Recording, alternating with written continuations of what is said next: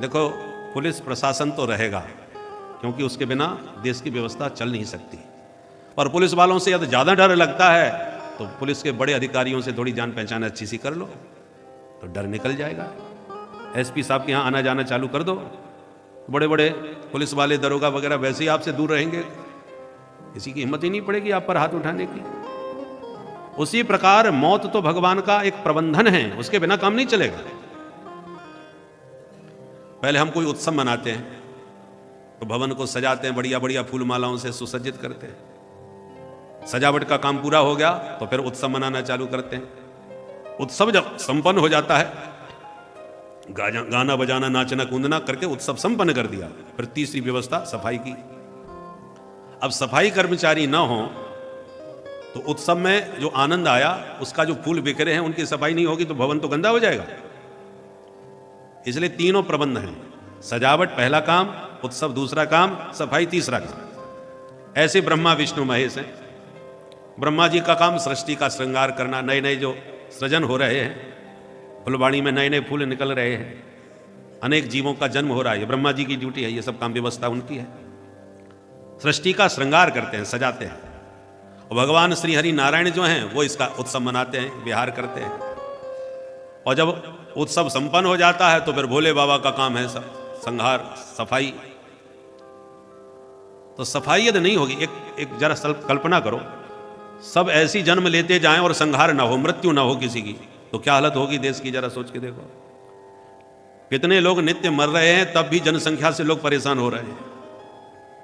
और कोई मरे ही नहीं, सबके सब अमर हो जाएं, मृत्यु को ही मार के खत्म कर दिया जाए, कोई मरेगा ही नहीं, तो स्थिति क्या भयानक हो जाएगी, जरा सोचिए। इसलिए इन सबका मृत्यु भी एक आवश्यक अंग है, विसर्जन भी बहुत आवश्यक अंग है। बिना विसर्जन के कैसे काम चलेगा? आप नित्य प्रत बढ़िया माल रसगुल्ला छानते जाओ, खाते जाओ, विसर्जन मत करो। बोलो, एक दिन ही करके ना देखो तो हालत खराब हो जाएगी। बोलो राधे राधे, राधे राधे। विसर्जन आवश्यक है। इसलिए मृत्यु क्या है, जो आए हैं उनका विसर्जन, विदा, वही तो है। माताएं श्रृंगार करती हैं, कितने आभूषण धारण करती हैं। उत्सव में आए, आभूषण पहन के आए, घर में जाओ फिर उतार के रखो, अब पहने ही पहने रहो, फिर देखो कितनी समस्या आएगी। बड़ा मोटा सा लहंगा जो पहनती हैं, तमाम आभूषण धारण करती हैं, अब धारण करते करते वो आभूषण बोझ परेशान हो जाएंगे कि नहीं? अंत में सबको उतार के रखना पड़ता है, तब रिलैक्स होकर के सोते हैं, विश्राम करते हैं। हर समय थोड़ी पहना जाएगा। ऐसे ये सारी सृष्टि की व्यवस्था भगवान ने सोच समझ के सब बनाई है। मृत्यु भी एक आवश्यक अंग है, उसके बिना सृष्टि की व्यवस्था सब डगमगा जाएगी। पर हाँ, हमको मृत्यु से जो डर लग रहा है, उस डर को हम दूर कर सकते हैं। मृत्यु को खत्म नहीं कर सकते, मृत्यु का भय खत्म कर सकते हैं। कैसे होगा? बोले, मृत्यु के मालिक हैं मुरली मनोहर माधव। भगवान कहते हैं मृत्युश्चरति मद भयात्, मृत्यु मेरे भय से चलती है।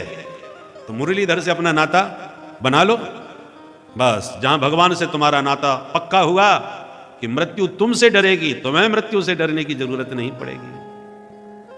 इसलिए माधव से संबंध जोड़ो, उनका स्मरण करो। मुकुंद माधव गोविंद बोल, केशव माधव हरि हरि बोल। मुकुंद माधव गोविंद बोल, केशव माधव हरि हरि बोल। मुकुंद माधव गोविंद बोल, केशव माधव हरि हरि बोल। मुकुंद माधव गोविंद बोल, केशव माधव हरि हरि बोल। हरि हरि बोल प्यारे, राधे राधे बोल। हरि हरि बोल प्यारे, राधे राधे बोल। हरि हरि बोल कृष्ण कृष्ण बोल। हरि हरि बोल कृष्ण कृष्ण बोल। मुकुंद माधव गोविंद बोल, केशव माधव हरि हरि बोल।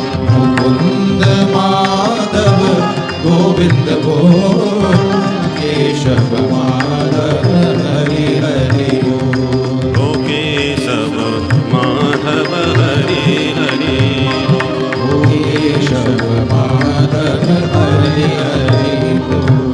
तस्मात् भारत सर्वात्मा भगवान ईश्वरो हरि श्रोतव्यः कीर्तितव्यश्च